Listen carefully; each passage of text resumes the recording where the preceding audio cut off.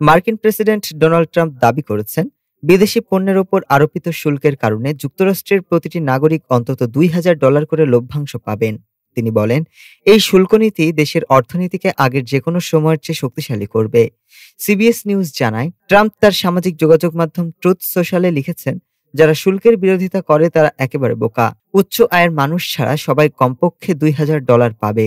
অর্থমন্ত্রী Scott Bessent জানান, শুল্কের প্রাথমিক প্রভাব হবে সরকারের রাজস্ব বৃদ্ধি, তবে দীর্ঘমেয়াদে এর লক্ষ্য হবে শিল্প পুনরুজ্জীবন এবং বাণিজ্যের ভারসাম্য ফিরিয়ে আনা। তার ভাষায়, এটি টাকা তোলার বিষয় নয়, অর্থনৈতিক ভারসাম্য আনা। তিনি আরো বলেন, ট্রাম্পের প্রতিশ্রুতি লভ্যাংশ বিভিন্ন রূপে দেওয়া হতে পারে, যেমন কর কমানো বা বাতিল করা।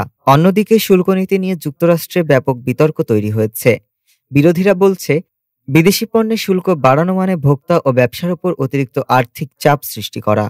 বিষয়টি সুপ্রিম কোর্টেও গড়িয়েছে। প্রধান বিচারপতি জন রবার্টস মন্তব্য করেন, প্রেসিডেন্টের পররাষ্ট্রনীতি যদি কংগ্রেসের কর আরোপ ক্ষমতার উপরে চলে যায়, তবে ক্ষমতার ভারসাম্য নষ্ট হবে। তবে ট্রাম্পের দাবি, শুল্কনীতির কারণেই বিদেশি ব্যবসাগুলো যুক্তরাষ্ট্রে বিনিয়োগে আগ্রহী হচ্ছে এবং পরবর্তীতে অর্থনীতি আরও শক্তিশালী হবে।